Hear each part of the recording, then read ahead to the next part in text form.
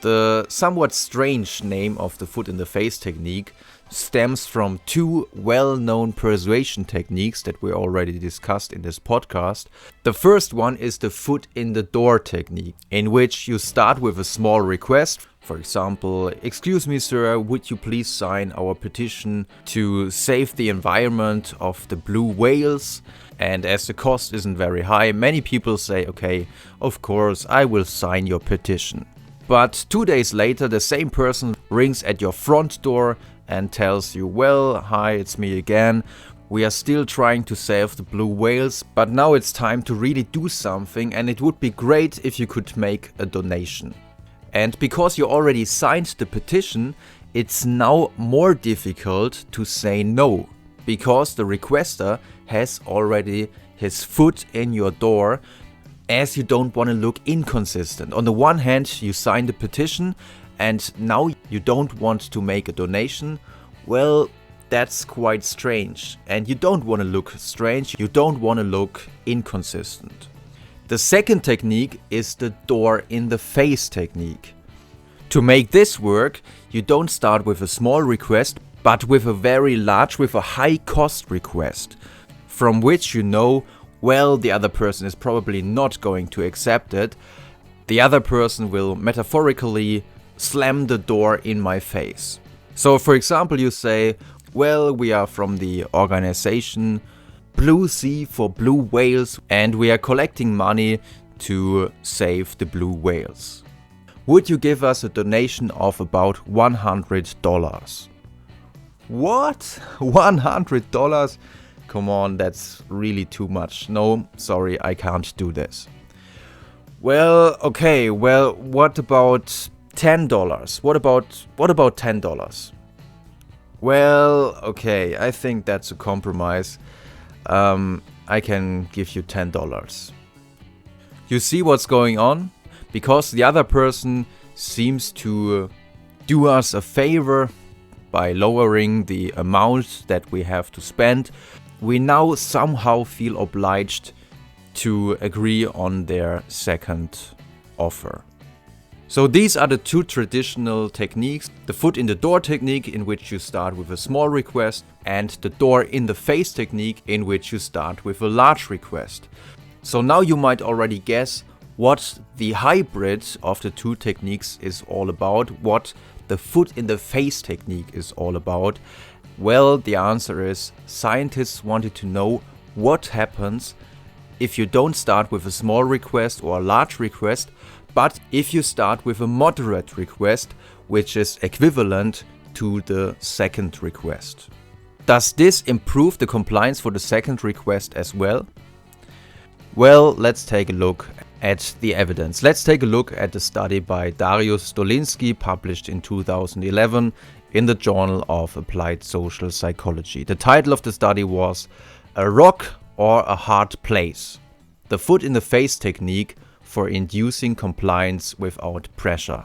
Dolinski conducted 3 quite similar experiments, of which I only want to present to you the third one, which is, in my opinion, the most interesting one. And the goal of the study was to make students, all in all they had 200 students, to make students either complete a 30-minute questionnaire for a blind psychology student.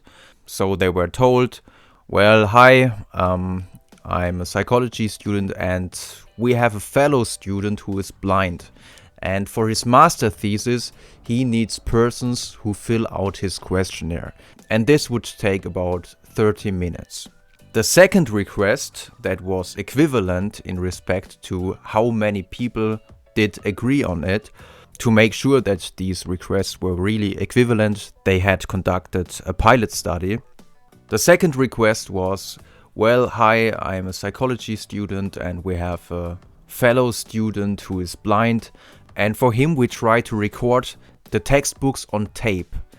But as we realized that it's really a lot of work, we are looking for people who would agree to record 5-page fragments. It will probably take about 15 to 20 minutes.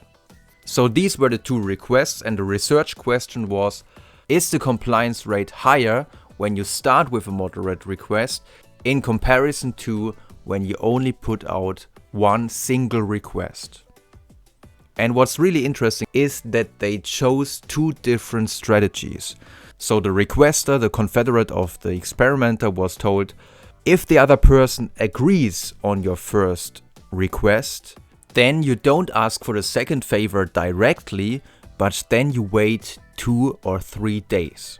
And the reason why they chose this strategy was, and this was also approved by a previous experiment, was that they didn't want that the other person gets the impression, well, they want to take advantage of me.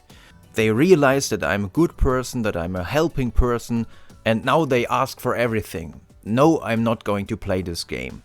So that's the reason why they waited 2 or 3 days when the other person accepted.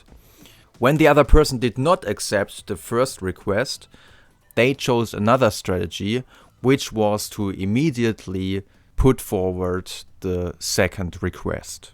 So for example, if the student said, well, no, I'm not going to take part in this survey, I don't have the time, then they were asked, okay, in that case, I'd like to ask you for something quite different.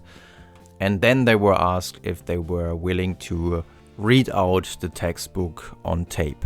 If we take a look at the data, it's quite clear that these strategies were indeed successful. When the request was preceded by an equivalent request, the success rate was 64%. In the control condition, it was only 47.5%. So if used in a clever way, the foot in the face technique really can work. So next time when you are asked 2 requests in a row, don't just ask yourself, well, is this the foot in the door technique? Is this the door in the face technique? No, it might also be the foot in the face technique. That's it for today. I hope you enjoyed this episode. And if you want, we will see you next time.